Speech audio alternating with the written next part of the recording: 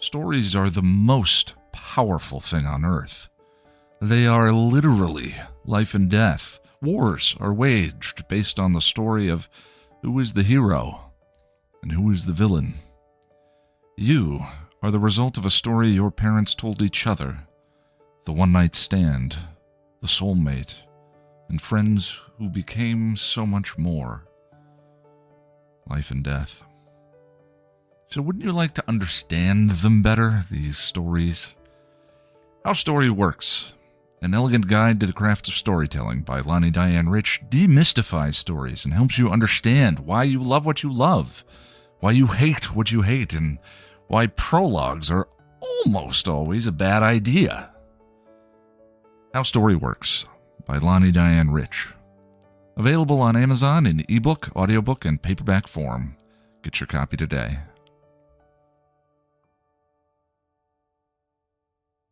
Welcome to Still Pretty, a Buffy the Vampire Slayer podcast from Chipperish Media. I'm story expert and really more of a book number, Lani and Rich. And I'm film scholar and dancing demon, Noelle LaCroix. And we're here today to talk about Once More with Feeling, the 7th episode of season 6. Once More with Feeling aired on November 6, 2001, and was written and directed by Joss Whedon. Still Pretty is a fully spoiled Buffy podcast, which often enables us to tell you more or less precisely where we go from here. That would explain the huge backing orchestra I couldn't see and the synchronized dancing from the room service chaps. All right, let's go on patrol. Come on then. Sing. In Once More with Feeling, everyone breaks into song and shares their deepest secrets, sometimes spontaneously combusting. Giles has a theory that it's a demon. Tara discovers that Willow's been messing with her memory and considers ending the relationship. Giles decides he has to leave Buffy because she's relying on him too much. Dawn wears a necklace that she stole from the magic box, and the dancing demon grabs her to take her to hell and be his queen. When Buffy comes to get Dawn, she sings about being pulled out of heaven by her friends. Xander reveals that he's the one who summoned the demon, and the demon decides not to take Xander as his queen. Satisfied with the damage he's done, the demon leaves. As the group does a final song, Spike leaves and Buffy rushes after him. In the alley, they sing and kiss. All right, Noelle. So here we are, yes. Right? Possibly the biggest episode of the entire run of the series. Once More with Feeling is the episode that everybody knows. It's one of the first musical episodes that we saw. There was some musical police show and cop rock in the 80s, but this is the episode that really kind of launched the trend of musical episodes in the aughts, you know, with a lot of TV shows doing something of this style. So it's really a big deal, not just for Buffy, not just for season 6, but for like television in general. So let's go ahead and get started with, you know, how do you like Once More with Feeling? There's a lot of kind of weight put on this episode. I know, which is why I'm going to try to lean into the things about it that I like. Because I know, like, this is an important episode for television. It's also an important episode to a lot of people who love Buffy. And yes, I do not want to yuck on anyone else's yum with this, which is not to say that there are not things in it that I enjoy. I do enjoy things in this episode, and I'm kind of gonna leave it at that. I'm canceled, well, by the way. Yeah. And I'm just like, cancel me right now.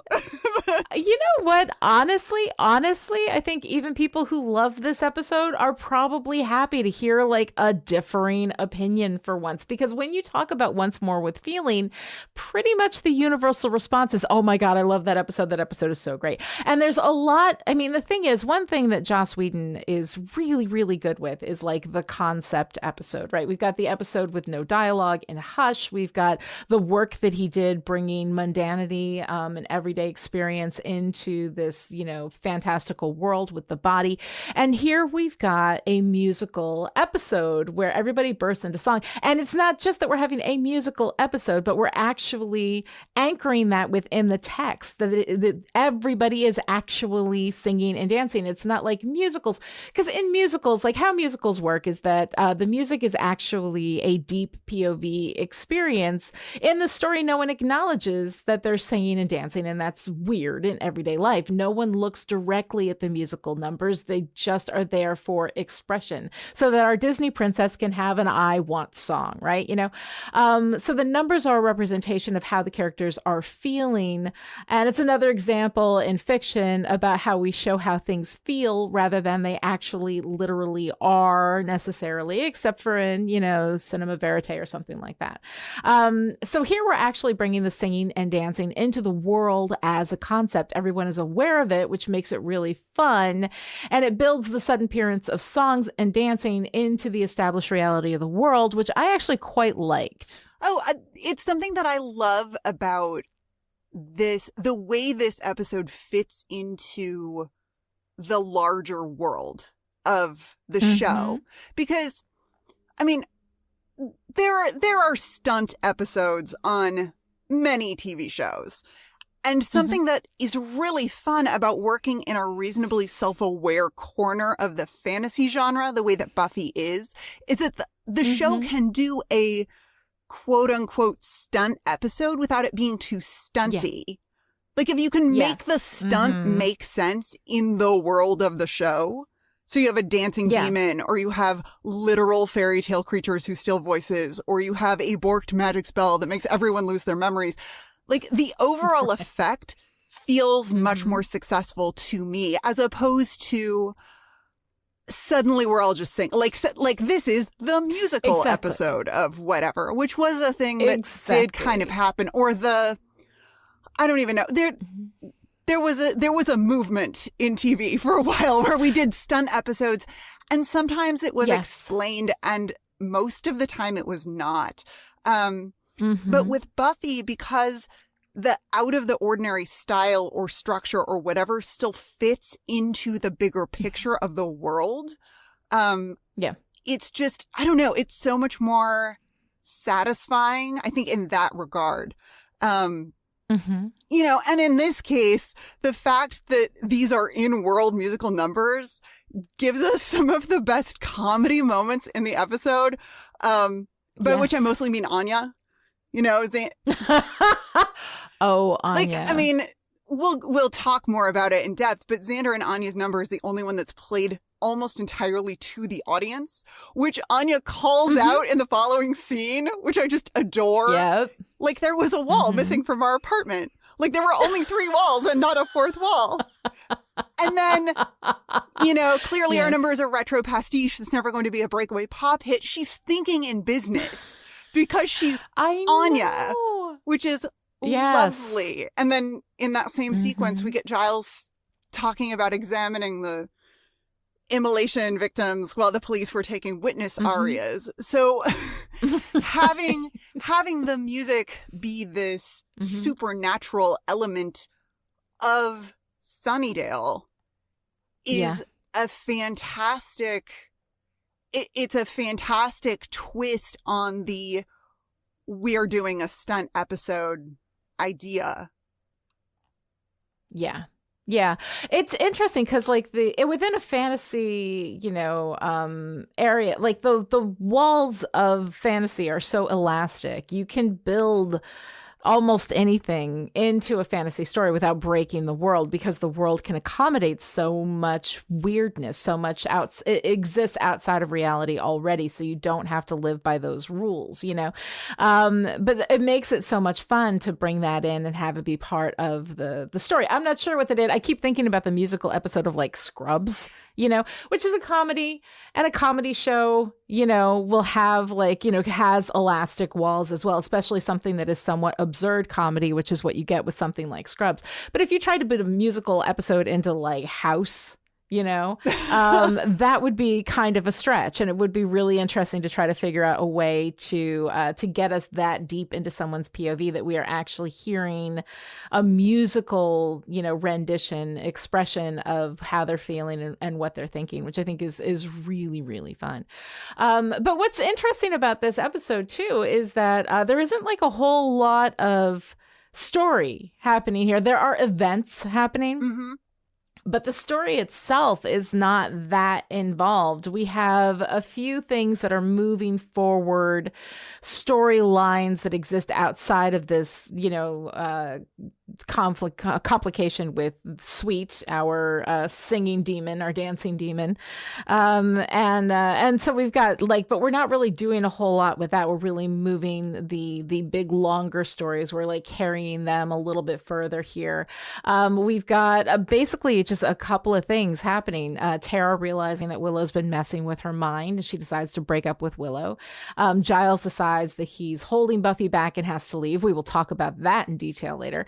Buffy tells everyone that she was pulled out of heaven by her friends and how terrible that is. And of course, the Buffy and Spike kiss, which moves forward that romance. But the story itself of Once More with Feeling, the narrative of this is not that involved. We're spending a lot of time in these numbers that sort of explain how people are feeling. We get Buffy's opening number where she's just going through the motions. We get the I have a theory, that where they're trying to figure out what's going on with the singing and dancing, the magical singing and dancing. Tara is under Willow's spell. We've got I'll Never Tell with Xander and Anya, which is one of the most adorable. It's probably one of my favorite songs on the whole run. We've got Spike singing about how he feels about Buffy coming to visit him. Buffy, I touch the fire and it's freezing me. The only real narrative movement that we have in these songs, I think, is where we get Buffy saying that she, because of the song, because people are singing their innermost feelings and they cannot really stop themselves from saying what they're actually thinking. Buffy sings about having been pulled out from heaven. And then everybody hears that and knows what happened, So that's really the only musical number where we're advancing some kind of narrative. Everything else is an expression of where everybody is emotionally, which is interesting, but it's not actually story moving forward. So I think it's fun. I like it. I don't really have a problem with that. But Once More with Feeling is very much the spectacle and not the story. Yeah, in terms of the music moving the story forward, I feel like the most interesting piece of that is Tara. This is a really big episode for Tara. And I think it's noteworthy that of the music that comes back, right? Because in musicals, we'll get a little reprise of something from earlier when there's an emotional shift. And Tara is the first one to give us that with Under Your Spell coming back as she realizes what has happened or what Willow has been doing. And then we get it in the tiniest little way at the very end, right before Spike and Buffy kiss. But in terms of moving the story forward in a way that really changes things, because so Buffy reveals this piece of information to her friends. But we knew, the audience knew. Yeah. There's very little that happens. Is there anything that happens in this episode that the audience did not already know? I think the only thing really is Tara deciding to break up with Willow. That moment where she says, I can't put up with this disgust, we're done, right? That is such a forceful thing for Tara. And the idea that how can you do this knowing what I've been through? How can you mess with my mind? That from Tara, that is a powerful statement of intent from Tara. Learning that Willow has done this to her is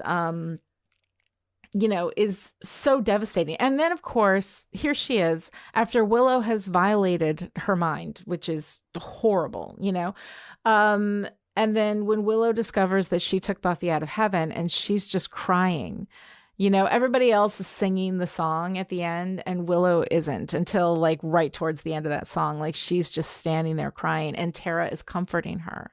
After what Willow did to her.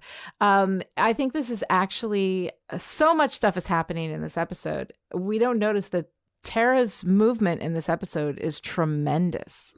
Yeah, Tara really, It's funny. I was just about to say Tara really steps into the spotlight with this episode, which is kind of ironic because she literally steps into a spotlight at a couple of points. Exactly. Which is just fascinating. Do we want to talk about Tara and Willow and that relationship, like what unfolds in that relationship through this episode? Because that. Yeah, well, we start out with this sweetness, right? This sweet number with Tara saying, singing, "I'm under your spell," which she actually literally is, which we know and they don't. There's so much dramatic irony going on in this episode where we know things that the characters don't know. And so we have to kind of like live through that, right? But one of the things about this that really troubles me, like deeply troubles me here, is that this is such a tremendous violation. I think sometimes because we're in the middle of this amazing number with Giles and Tara singing, and oh my God, Amber Benson holding her own with Anthony Stewart Head. I mean, oh my God, that reprise duet with them, with both of their songs coming together, is so unbelievably good. And probably, oh God, I don't even know what my favorite part is. I'll just get it back. But we have this deep, deep violation of Tara's mind, with Willow making her forget the fact that she's angry. And then we have the implied sex that they have while Tara is under that spell, right? She cuddles up at the end of all the way. She cuddles up with Willow and says, every day should end this way. And Willow's like, "You're not mad?" And she goes, "About what?" Right? And then presumably they have sex. We definitely have implied sex in the middle of the Under Your Spell song, which for such a sweet song gives it this incredible darkness, because that's a violation. If a person has sex with someone who cannot fully consent because of lies or drugs or alcohol, or in the case of what happens in Buffy, some kind of mind-bending spell, then that person is on the hook for a sexual violation. And I would say that includes Willow here. We tend to not hold women accountable for this kind of thing. One of the things, I was at the Passion of the Nerd Patreon chat like last week, and they were talking about how everybody makes such a big deal out of the age difference between Angel and Buffy, right? But we don't blink about the age difference between Anya and Xander. Mm-hmm. Anya is 1,200 years old. Right. Xander was 18 when they met, right? We got no problem with that, right? But Buffy and Angel being a comparatively, barely made December, 216 or something years, 224 years, I think, between them. That's nothing, right? But we make such a big deal over that and no deal over Anya. And I think that, again, we've talked about how Jonathan with those Swedish twins in Superstar, raped those twins because they could not consent, because he had messed with their minds, because he had made them love him, right? That was what the spell did, right? And here we have Tara and Willow. Tara is angry. Tara is upset because Willow's using too much magic. Willow uses the magic to make her forget. And then we know at least once they have sex while she's under that spell. That is like a really disturbing sexual violation to me. It's funny. The thing that I find more disturbing about that implied sex is just how unsexy it is. I mean, I love it is. Well, I mean, yeah. I love Willow and Tara. We know this, right? I love Willow and Tara. I love the historical significance of Willow and Tara. I mean, we really we were so hard up for any sort of lesbian representation on television that wasn't a one-off lesbian kiss episode or coming out episode. There was no long-term, I don't know. Before I go off on what I'm about to go off on, I just want to, I do want to acknowledge that, this was a huge fucking deal to have a same-sex relationship depicted as a regular part of a primetime television show in the early aughts was a big fucking deal. Okay. And I love them. I love Willow and Tara. In this episode, I love the aesthetic of Willow and Tara. Their costumes are extremely good. extremely good. Yeah. Oh, they're so nice. But this yeah. this whole thing with them is not good. It's not good. And you know, for me, I am fully fully canceled on this. It's fine. But it's, I mean, you know, going back to what we were saying earlier about like Tara having the most movement through this episode, I think is probably like that feels really relevant and resonant. I mean, the fact that during the overture, she finds that little dried blossom under Willow's, you know, pillow, and she's making the bed. Yeah. And it's just like such a nice touch, especially the way she picks it up and smiles and smells it. And I love the idea of these two having little spell remnants just kind of being around their house. And of course, you wouldn't immediately suspect something negative, even if your memory hadn't been messed with. Like, if you're just used to, there's just little bits of spells around the house all the time. Like, I don't know. It's so sweet and sad. And it's that same ironic sweetness that carries into Under Your Spell, even after Willow has called Tara a doofus, which is just not kind and unnecessary. Yeah. And they don't have that whole thing is so bad though. Like that whole interaction. It doesn't feel like and these are good actors, but the delivery of it, aside from the, I'm cured, I want the boys, that was really cute. But like the rest of that whole interaction feels, and there's like this dialogue that like builds up to the music. It's almost always like super bad dialogue, which is so weird. It feels clunky, for sure. It feels so clunky. Yeah. And then, oh God. And then they have the least sexy implied sex ever, which is unforgivable when you consider how erotic they're doing magic and definitely not sex scenes are. Yeah. Like, it is, right. It's offensive. Like, I don't care for it. If you if you love this, like if you love implied magical cunnilingus, like more power to you. I don't like it. I don't like it. I don't like it. I don't like it. Right. But because I do love to argue with my own arguments, I love to, you know, if I can just subtweet myself here on the podcast, like maybe there's something to be said about Willow being mostly absent from Tara's ecstatic, her ecstatic perception of this relationship, right? Like Tara being set free, quote unquote, by the relationship isn't Willow specific, maybe? Yeah. I don't know. I think that there's probably a very interesting path to go down with this idea that oh, good Lord. With this idea that like, Jesus, I can't believe I literally just said that, but there you go. That's staying in the edit, isn't it? I think it's wonderful, and I am not going to edit that out. No, it's beautiful. Chef's kiss, perfect. There is something, maybe there is something to be said about Willow kind of disappearing, not just in that moment, but in the episode in general. Like, Willow is the only one who doesn't sing any sort of truth revelation kind of moment. And I know there are behind the scenes reasons for that.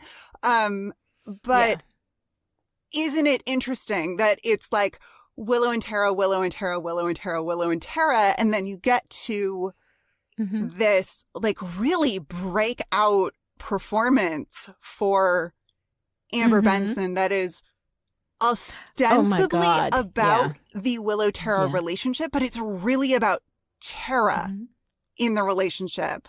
Yeah. I don't know. But I love that when Dawn mentions Willow and Tara fighting, Tara immediately knows what's up. Like, immediately. Yes. You can just see, you see all she looks right down at that little flower. Yep. And then we get Under Your Spell on the clarinet, sounding so lovely and sad. And I don't know enough about individual instruments and their associations with particular themes or emotions, but I really wish I did, because Oh, like God, those yeah. low woodwinds specifically always have this particular melancholy. And it's so heartbreaking.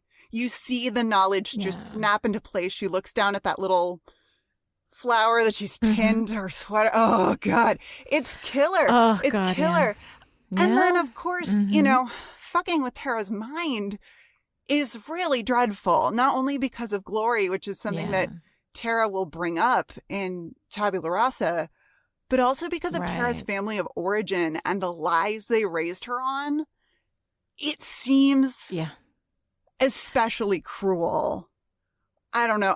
There are so many things about this whole thing with Willow that we really need to hold her responsible for, and we don't generally, because we love Willow so much, and Willow's always so good. But what she does to Tara, like the betrayal of that, how devastating that must be, and Tara's strength in dealing with it is just incredible. And after all of that, Tara knowing when Willow finds this out, Tara is at her side. Tara is comforting her. And this is, you know, the woman she loves and trusted who did this to her. It's such a complicated story, and we don't, I think, textually dive that deep into how incredibly complex this is, and the moral. We worry about Willow as an, you know, quote unquote, like addict, and then we do the whole like drug analogy thing, which has never been my favorite use of the magic, you know, in this season. But, you know, we deal with that, but we don't deal with the real moral lines aside from you rank arrogant amateur. We don't deal with the real moral lines of what Willow has been doing, you know? Well, and it's interesting that we don't, like, Willow is not held responsible really for what she does to Tara. I think because we're trying to like seed this, she's struggling with addiction storyline, but the thing about that, and you know, people who are struggling with addiction do shitty things to other people in their relationships. Like it happens, like it's a thing that happens. But it's not, I don't know, like it doesn't seem to be, it doesn't line up quite well enough for me, in that Willow is using magic. You know, maybe she's using too much magic. Maybe she's using it for things that she shouldn't be using it for.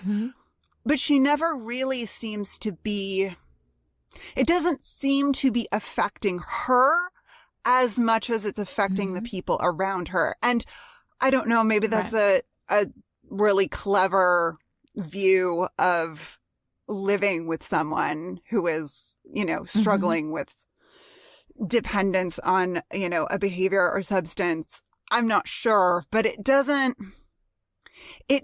quite fit for me somehow.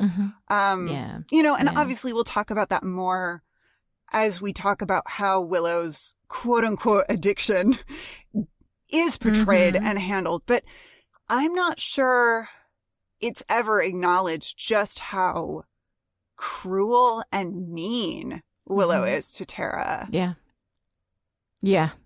It's really, really terrible, and I don't think that we ever actually do acknowledge that at all. So let's talk a little bit about these performances. I mean, these actors are not singers and dancers, right? Yeah. You know, I mean, except for Anthony Stewart Head, who's, you know, got a background singing. I think Amber Benson may have either that, or she's just the most naturally fucking talented singer like ever. But it's really, like, there is so much fun. Oh, and I think James Marsters too, that he has a rock band, so he's, of course, he does. Oh my God. But Emma Caulfield, I think, is kind of the surprise MVP maybe for this episode. Holy fucking shit. Like, holy shit. Right? Okay. Very rarely do I go digging into someone's non-Buffy background as part of prepping for this podcast. Yeah. But watching Once More with Feeling, I could not take my eyes off Emma Caulfield anytime she was dancing. Like, she upstages Sarah Mm-hmm. Michelle Gellar in that last number, and it's clearly not intentional.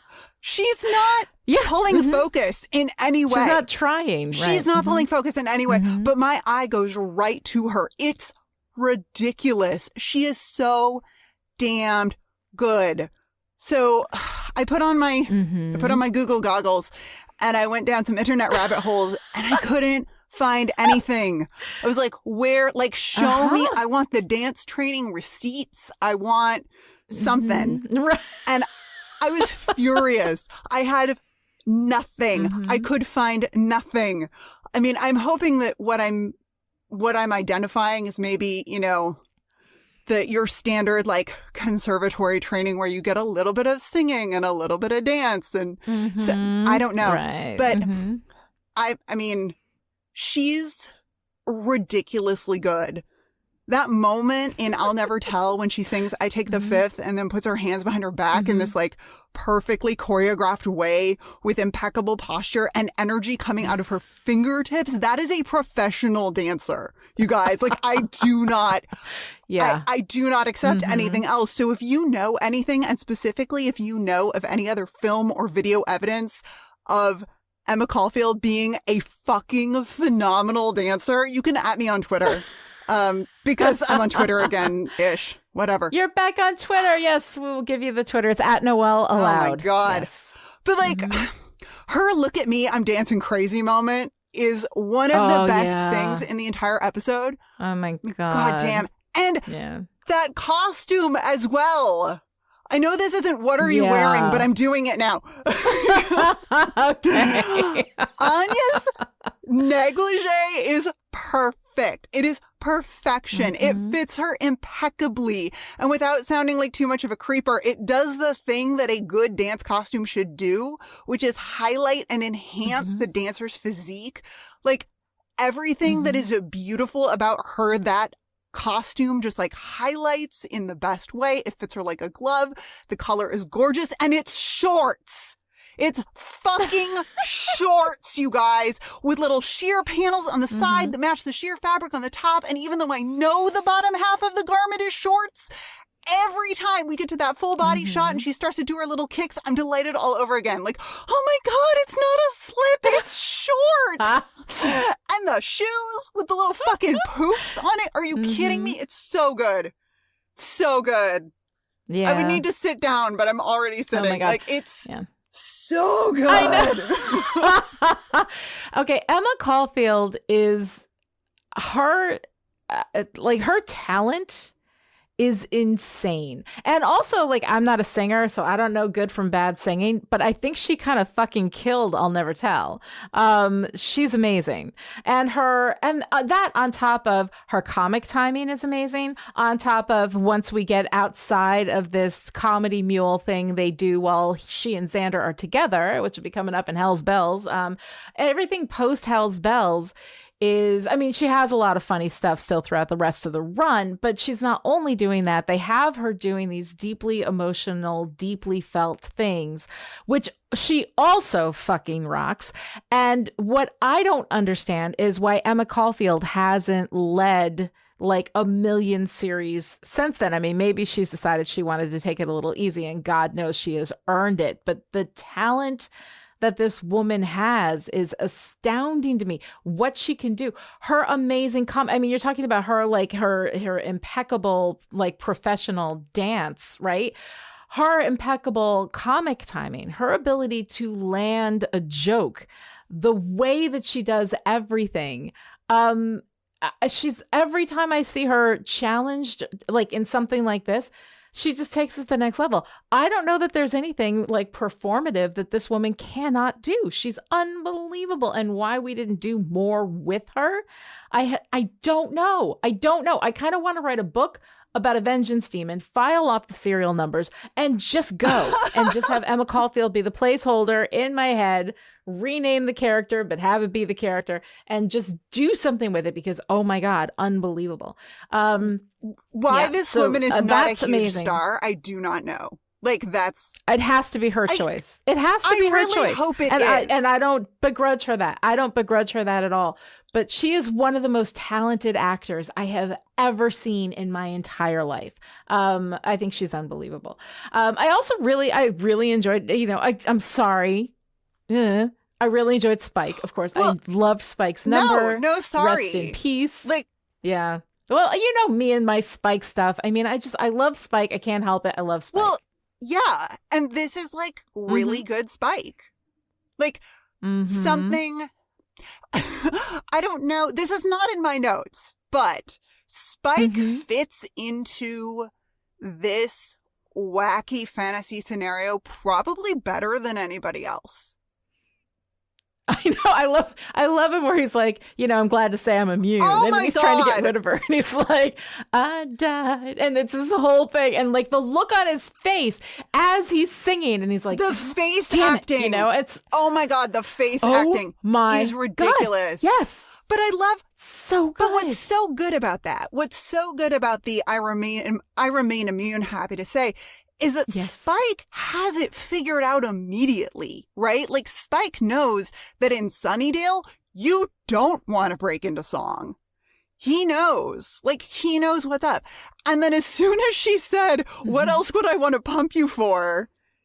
He like, I don't know. He can like feel the emotional shift, not a euphemism. And I'm tempted to say Spike like feels the song coming on, and that's why he moves so quickly to get her the hell out of his crypt.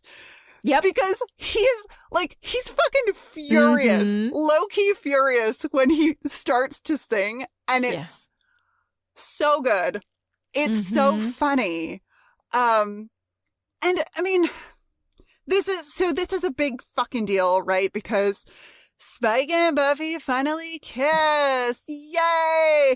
But what's great about the way that comes to be is the transition from Buffy and the group to Spike and Buffy is especially good. Yeah. Like Spike realizes that he's doing the group choreography and then is like, bugger this. And just leaves. Oh, bugger this. Which is hilarious. Like I love a good choreography joke. I love that the awareness of the world and what's happening in the world continues right to the end like that. After Sweet is gone. But then the camera follows him. And the denouement isn't what you think it's going to be. Buffy has revealed her secret to the group, but she's still not ready to like rejoin the group properly. So she ends up outside with Spike and they have their little reprise of Rest in Peace. And, God, I love when they combine those songs. It's just so lovely. Yeah. So it's like it's really well done in that regard. The way this is a kind of natural lead into what is about to be a really interesting and problematic relationship.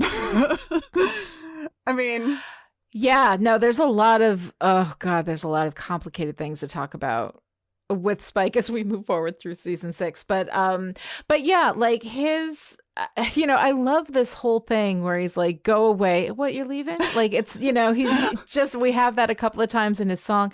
And this moment at the end where he's like, go in, sing, do whatever, and you can see how, he's like, when the day you do suss out what you want, there'll be a big parade, 76 bloody trombones, right? And we see how hurt he is, and like how torn up he is by the way that he loves her, which is a real vulnerability, for him to express that with her. And then as soon as she starts singing, he hops right in.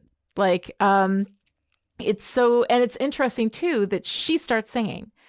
Her emotion is what's like, because emotions, I think, are what launch, these songs. And she starts singing to him. Yep.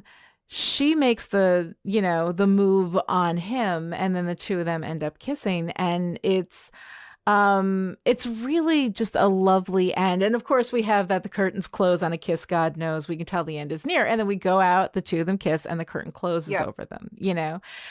So that's really, really fun. I do love the way they're building this relationship, though, as there is a danger that they could have tried to make it Angel. Yeah. You know, like the romance and everything that was happening with Angel. Spike is not, you know, a good man. He's not trying to be good. He's not working for redemption. He's just a dog with a leash. I will have things to say about that in Tabula Rasa. Like very specifically about we're gonna have some the nature of Spike, like what he is fundamentally. I mean, it's even for a spoiled podcast, like it's too long a discussion to get into, but yeah. Then it's going to be a really interesting talk as we walk through, because Spike is very an extremely complex character, and this relationship is extremely complex. But what I like is that they're not ignoring everything that he is, everything that he's done, everything that and even what he's become, which is a complicated, you know, I mean, he's trying to be quote unquote good, but it's complicated. He's also fighting demons because he likes violence and he can't hurt humans. And if he could hurt humans, you know, he would. And he did pick up a gun and try to shoot Buffy in the head last season. You know, there's a lot of things like, you know, he's complicated. And they're not playing this off as though it is a big, you know, romantic thing. It is romantic in the sense that it is, you know, sprawling and hyperbolic and, you know, everybody's hearts are pounding out of their chests, but it's not, you know, it's not a love story the way that we tend to like them, you know. It's extremely complicated and not necessarily a healthy or good relationship at all for Buffy.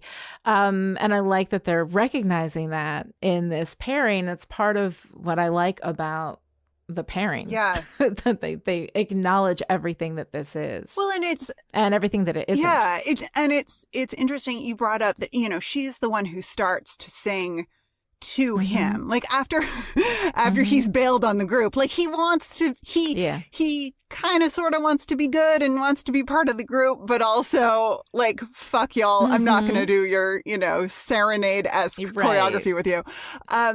But she is the one, not only is she the one who starts to sing to him, but what she sings is a song that previously she is seen and heard singing mostly to herself. Like it's a private, that I want the fire back is a public declaration in that she is singing out loud, but it's a private moment in that she is walking toward the bronze on her own.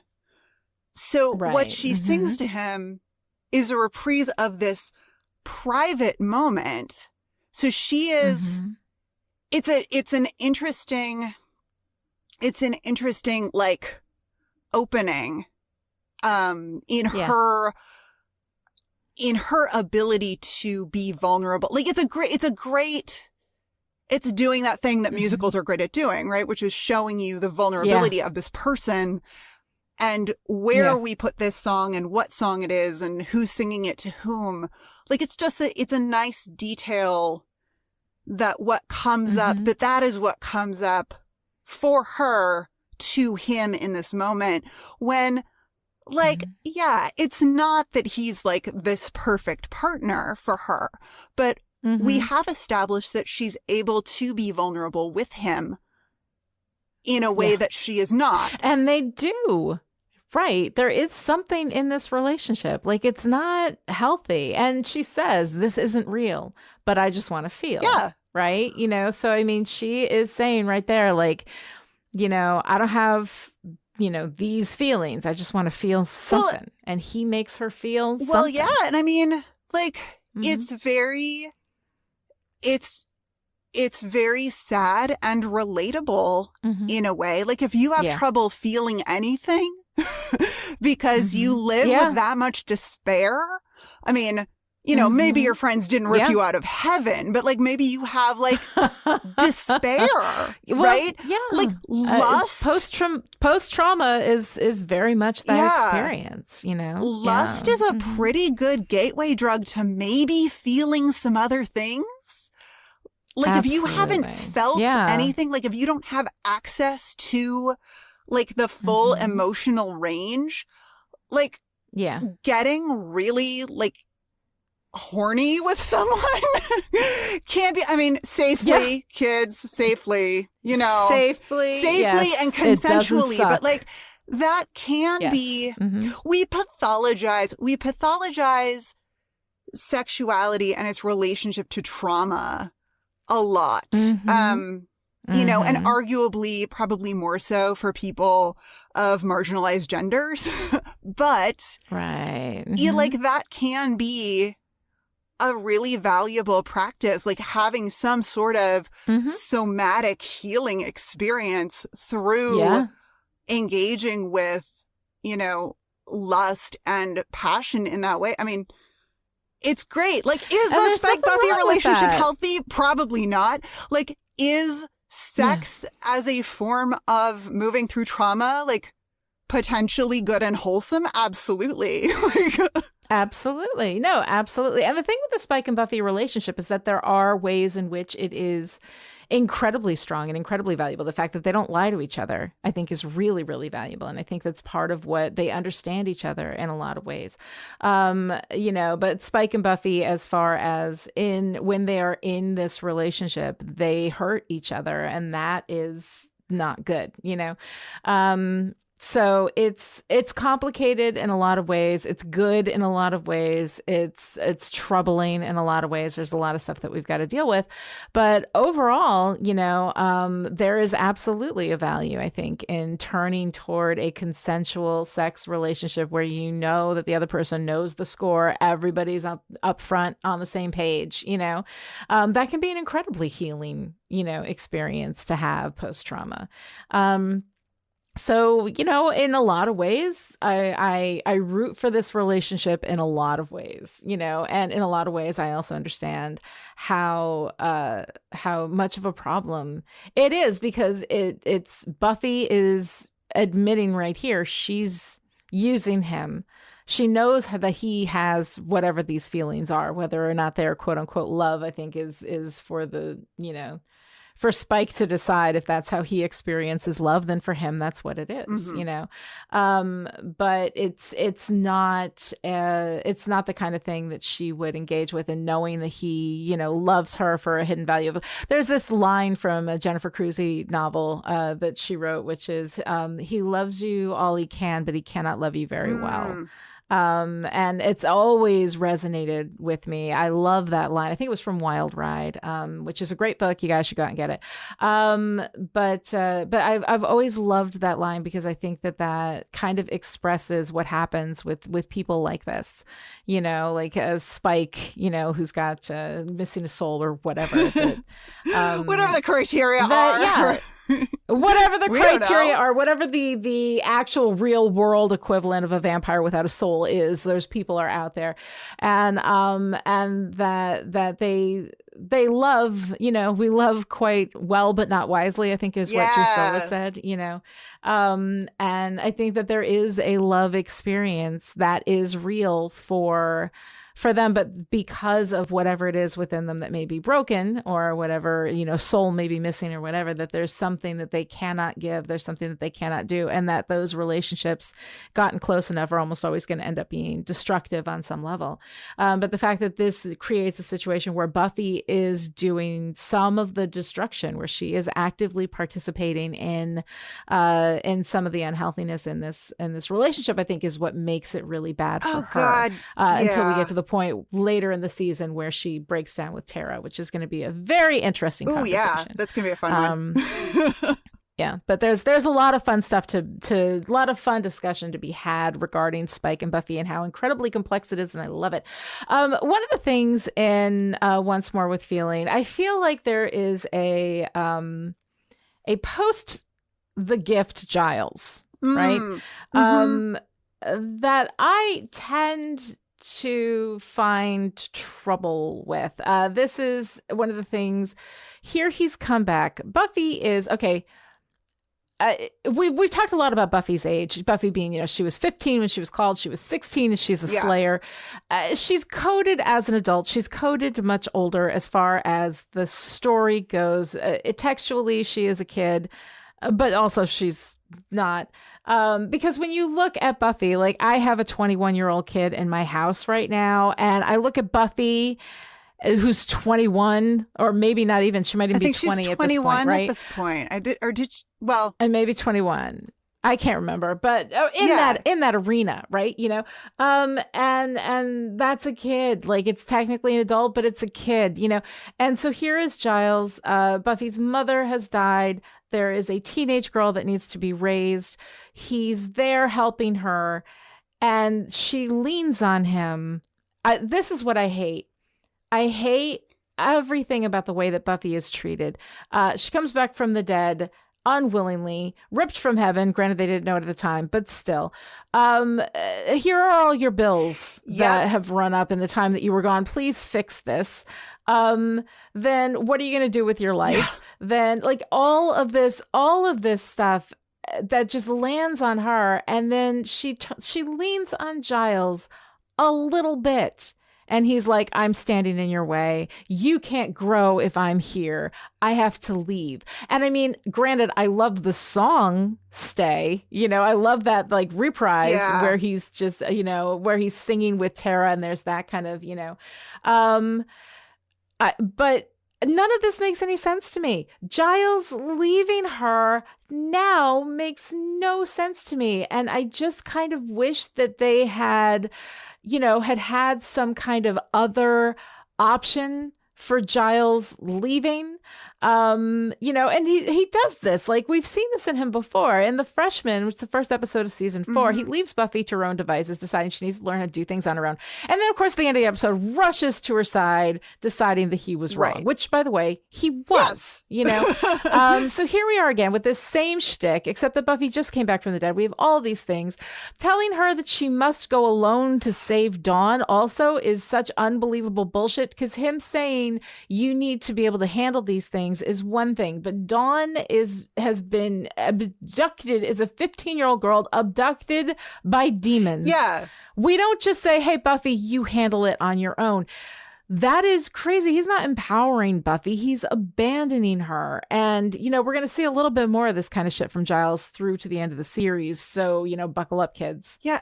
But yeah, I don't know what to do with Giles in this episode.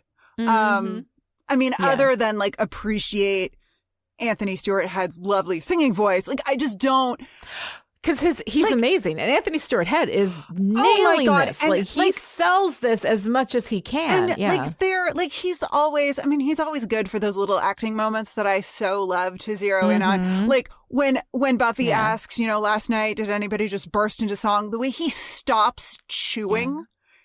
And just stares at her. It's so good. And then he says, well, of course I sang, but I had my guitar. And he's like justifying it to himself. But then the Giles that we get, who's all like, I'm not empowering her by being here. Like, what? No, it's such crazy nonsense. As he's literally throwing knives at her, which I really enjoy, but whatever. Exactly. But so Giles has this big like emotional moment where he comes to the realization within himself that he is standing in Buffy's way. And he sings this apparently to Buffy, but she doesn't register any of it. Yeah. Which I understand. Like, I understand that that's a thing that happens in musicals, but I'm not. Right. I don't know. It doesn't feel. But the whole point of this, Sweet says, right? In his song, which by the way is also fucking fantastic, and let's give it up for Hit and Battle, who is amazing in that role. But he says that like part of what he's doing is people are singing and dancing and they get overwhelmed with the emotion, and they're telling everybody things that they wouldn't ordinarily tell. Like he's essentially a chaos demon. you know? Yeah. So we have him here, sowing chaos. That's the whole point. Why does his song get to be a secret? Right? Because he's telling himself? I don't know. I don't know. I mean, I'm okay. Like, I'm running with it, but at the same time, I'm like, it seems to work counter to the stated mission, for Sweet. So yeah. Well, and also, I mean, I wanna dive into Sweet in just a minute, but Giles's theory is that it's a dancing demon. No, something isn't right there. Lani, what isn't right there? That's literally right. That's exactly it. Is exactly right. But I think that like he has never encountered a dancing demon before. So, okay. I guess all right. he wasn't in Pylea. Sure. He didn't see Numfar do the dance of joy. He doesn't know that these things happen, right? That's an Angel reference. Angel, go listen to Still Dead and watch Angel and have fun with that. I love it. Yeah. But, I mean, I don't know. Yeah. I don't know what to do with Giles. I don't know. It's kind of weird. Also, like, I don't even with the whole Xander thing, right? Okay. The I don't even section of this podcast? I don't even. This has always been my least favorite part of the episode. Because we have this whole thing, right? The whole time we're like, we don't know what's happening. Oh my God, all these people, they're singing, they're dancing. Xander is complaining with Anya to Giles earlier in the episode. We find out that people are dying. Giles says they were taking witness arias for people we see the guy smoking up and burning to death. Like, we know these things are happening. Xander knows these things are happening, says nothing. So Xander is complicit in the deaths of like a lot of people, and the thing that makes me crazy about this is that I think this is a choice that was made instead of it being about Dawn, who swiped a talisman and who, like, Dawn should have been the one who had, like, legitimately brought, because they keep protecting her, right? They're protecting her. The whole thing about, what are you going to do? Get a pack of cigarettes and a cappuccino now? You're doing research, right? They're trying to protect Dawn from the details. So Dawn not knowing that people were dying, Dawn thinking that it would be fun and whatever, is completely understandable. Xander, after everything that he's experienced doing that, is just completely stupid. And this is what happens when a writer becomes so enamored with a cute twist or a joke that they break their characters in half to do it. It would have made sense that Dawn would have, brought this thing in, would have not realized the extent of the severity of the damage. All of this, it would have been a great note about Dawn growing up. And instead we have this preposterous bullshit. And I don't even blame Xander. My headcanon is that Xander did not call down that demon. Dawn did it, and Xander is covering for her, because otherwise Xander is directly and morally responsible for people dying when he does not confess and tell everybody exactly what is happening the moment that he understands that this is hurting people.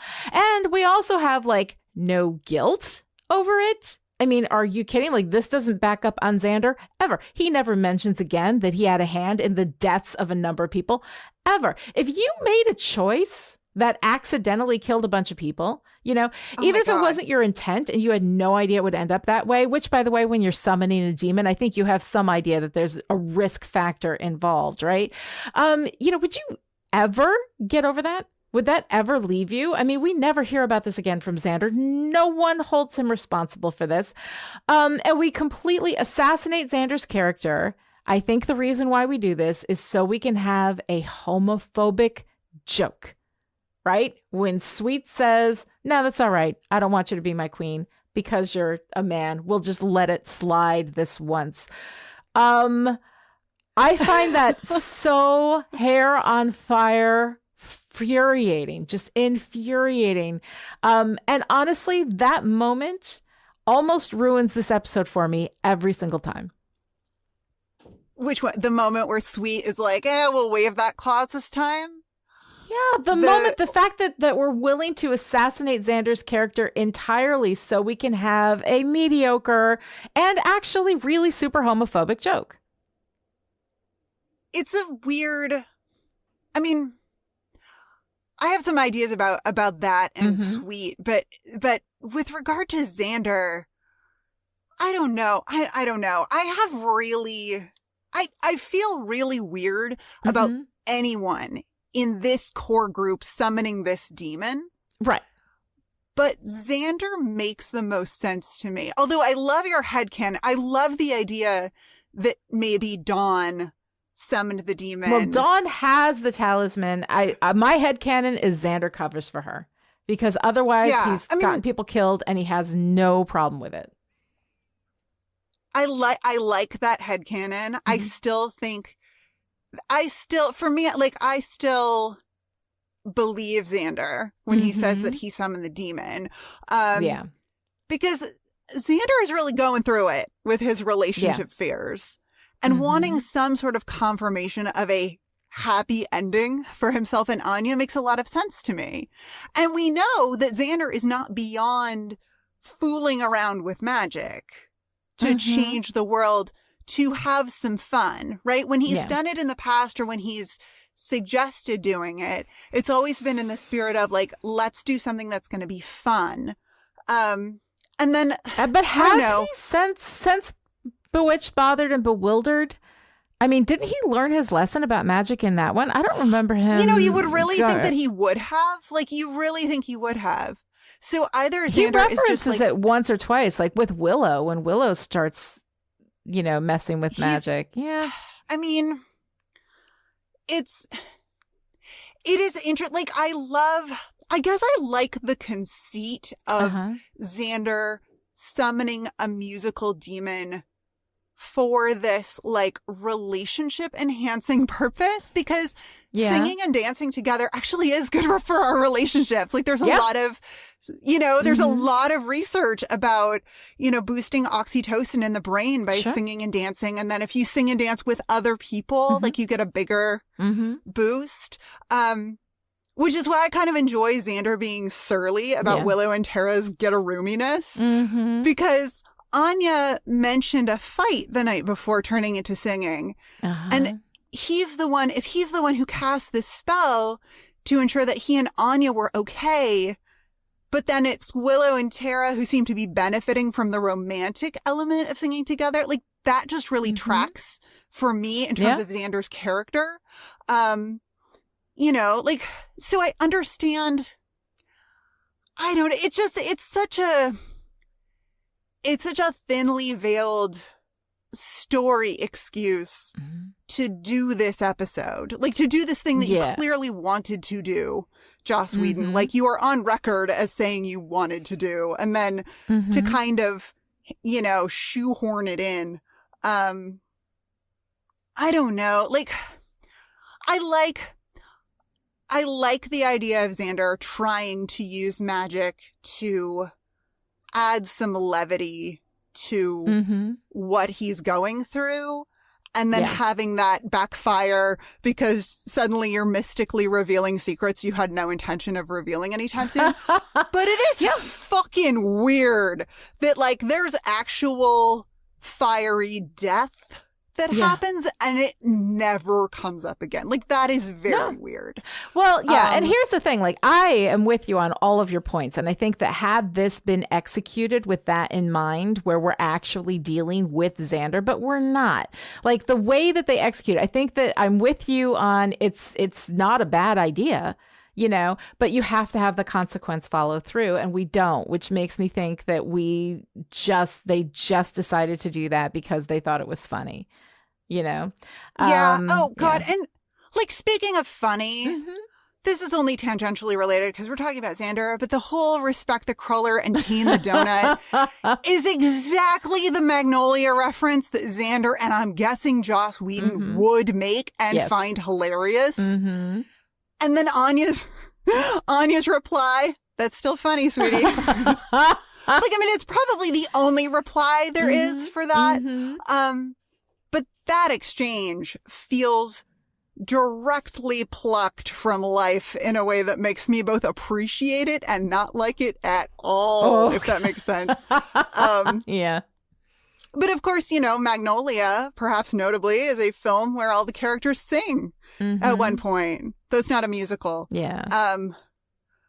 Oh, God. But just like, it's those Xandery moments where Xander is so Xander that I just like Xander is need is Xandering very hard. Yes, he's Xandering very hard, Yeah. and I just want to like tongue scrape my whole body afterwards.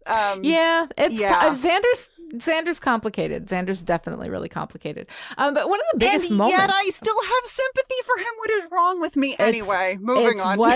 It's what they do to us with Xander. They make you love him anyway, even when he's kind of being terrible. And it's part of the complication. I like that complexity in Buffy. It's very, very fun. But we have like a really, really big moment, in this episode, which is Buffy's revelation that she was pulled out of heaven. And Willow's response in the background is really lovely. You can kind of see the "what have I done" on her face, and that she's feeling what she's done. And I actually appreciate that, because she's done a lot of really terrible things at this point, very few of which we're actually going to hold her responsible for. And having some realization of that, I think, is actually very important. And then we have, of course, that lovely line from Sweet where he says, "And there's not a one who can say this ended well."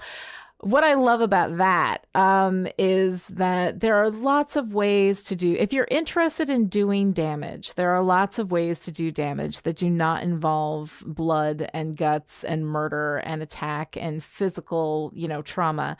And he has basically brought in a whole wealth of trauma, having these people kind of do it to themselves by singing about the things that they have been keeping secret and private.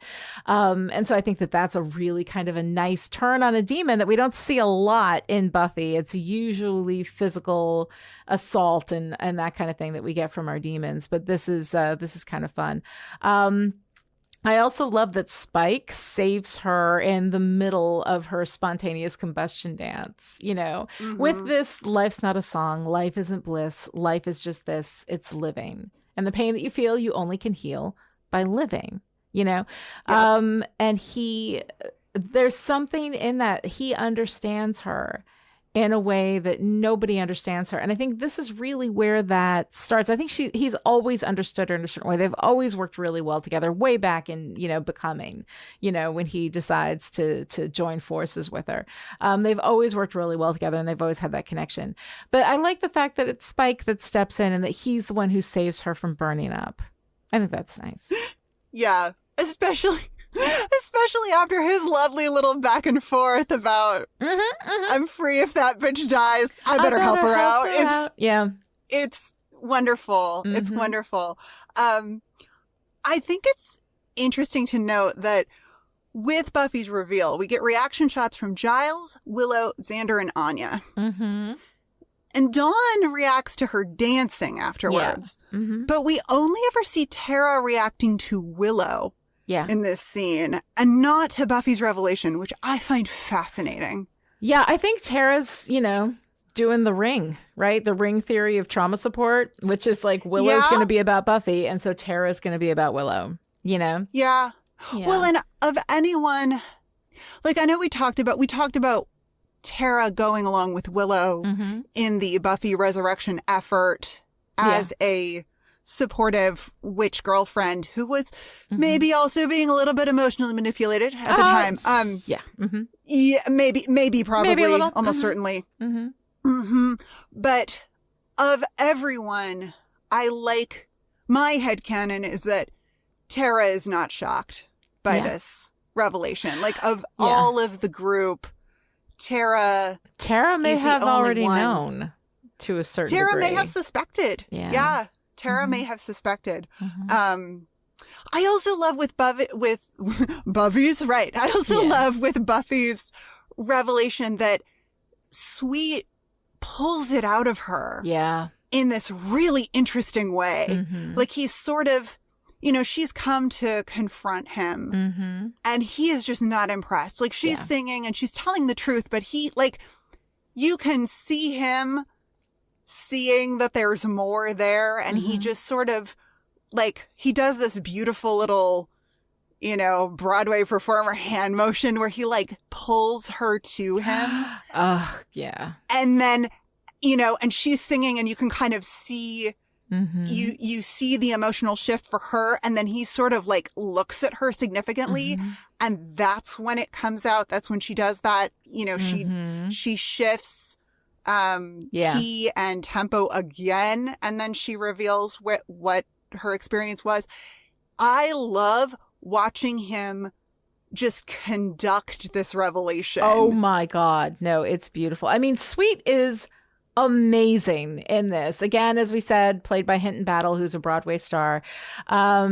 His song, I love his song. It's one of my favorite songs on the whole album. I think it's so great. I think it's the best one. I think it might be. I know that's really hard to say. Like, it is not hard. An objective reality, but yeah, it's kind of incredible. I mean, and his performance is incredible. I love the color changing suits. The only thing I didn't care for was when he pulled his mouth off and held it out. Like, that was mostly because the effect was really bad. Like, that feels like a reference to The Mask. Yeah, quite a bit.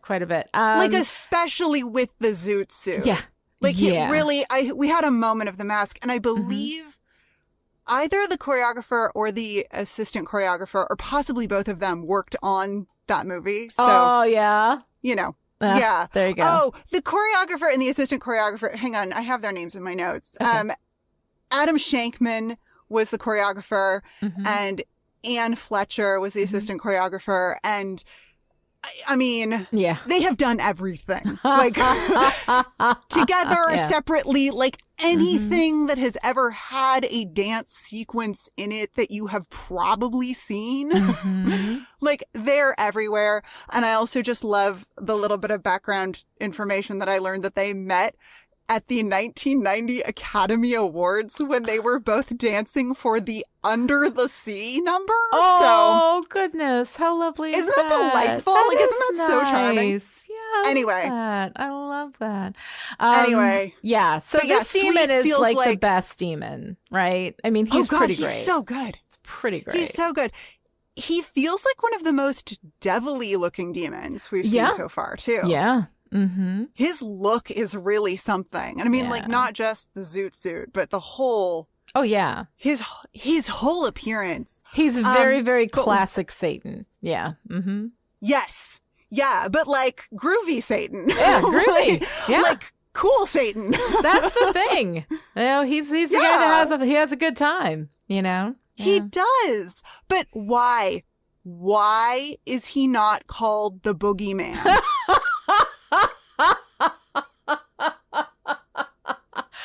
I don't know. But you're very, very right about that. I'm really asking. Like, I really want to know, right, because come on. Yeah. Come on. But he's delightful. I mean, I love him being happy just to have created some discord among the group. Yeah. Like, I mean, you said it already. Like, it's a nice twist for a demon. Like, he's not, the fact that people burn up, he's like, yeah, that's great and entertaining and like a really show-stopping number. But he's also just happy to create some chaos. Yeah. I mean, he's a little bit Spike-like in that way, right? Like, he likes to party and he likes to cause trouble. But mostly he's just happy to be here. Mostly he's just having, it's like Happy Meals with legs. He's having a good time. Yeah. Well, which is why his whole, like, not wanting Xander to be his queen thing feels less like a homophobic joke to me and more like the underworld child bride thing was just kind of a bonus for him. That it's not like, it wasn't what he came there for. Yeah. He doesn't feel super invested in taking somebody to the underworld with him to marry him. He's more like, cool, how much discontent can I cause while I'm here? Well, yeah, I mean, he is this is like a chaos demon, as far as a classification of demon. He is here to sow chaos. He's done what he came to do. Getting a child bride would have been great. But now he's already gotten out of it everything that he wanted to get out of the experience. So I think that, I don't know. I guess, like, for me, it is my familiarity with Joss Whedon that gives me that kind of like, for fuck's sake, man, for a homophobic. If it was a good joke that he was sacrificing Xander's character for, I'd still be pissed. But it was a bad one. And I'm Yeah. like, for fuck's sake, at least make it a good joke. But anyway, It's a ridiculous way to let Xander off the hook, and it's just not. It's just not very good. And it's a character break for just that purpose. And the reason I know that is because there is no consequence for Xander. And if you watch through the whole thing knowing that Xander was the one who summoned the demon, then none of it makes any sense. None of his responses make any sense. It is super weird. Yeah. It's bad form. And I am deeply, deeply disappointed in Joss Whedon for that. But anyway, Noelle, what is your favorite part? Oh my God. I mean, I think it has to be a tie between Sweet and everything Emma fucking Caulfield does dance-wise. I mean, and also, this is not a part exactly, but I love that the vamps in the graveyard, the street sweepers who are absolutely killing their dance number in the background as Anya, Giles, and Xander walk by, and Sweet's henchmen are all played by the same guys. Like, I genuinely just love that, and I hope it was a fun job for them, because what a cool assortment of things to do. I don't know. That's a fun job to have, I think. Definitely. I hope so. Yeah. What is your favorite part? God, I have such a hard time with this. I love Xander and Anya's. I love I'll Never Tell. I love that whole thing. I love the way that it speaks to this. You get into a relationship and it's so important to be honest. But then, like, once you're in a relationship and you're invested, the stakes get a lot higher. There's a lot more to lose if your honesty happens to go south. And so people tend to, sometimes keep things from each other and not have these discussions. And the cuteness of it, the fun, the look at me, I'm dancing crazy, and his eyes are beady, interrupting on his line. I love so much of that, and I think it's really, really fun. I also love Spike's song. I think just as a song, I really like it. I like the way that it's performed. I love his whole thing of I'll be free if that bitch dies. I better help her out. Are you leaving? I know I should go, but I follow you. Like this whole thing where he's saying something and he does the opposite, because he's always in the middle of intense internal conflict. So I love that. And then there's Sweet Song, which is amazing and so good. So there's so much in it. I think my favorite part is almost all of it. Kind of. You're allowed. Your favorite part can just be the whole thing. That's okay too. Except the bullshit ending.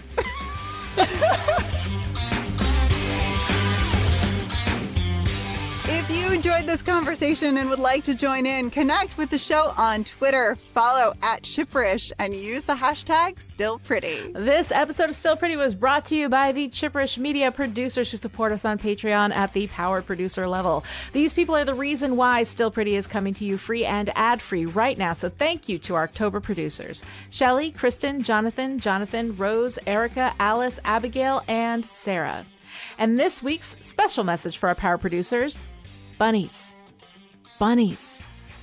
Must be bunnies. I was trying to do it dramatically and it didn't really work. I'm not a dramatic reading of bunnies.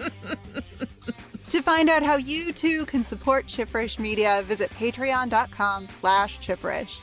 Other ways to show your support: write a great review on Apple Podcasts, tell your friends about the show, or finish the group sing and get your kumbaya-yas out. We will be back next time with Tabula Rasa, the 8th episode of Season 6. Until then, see you home.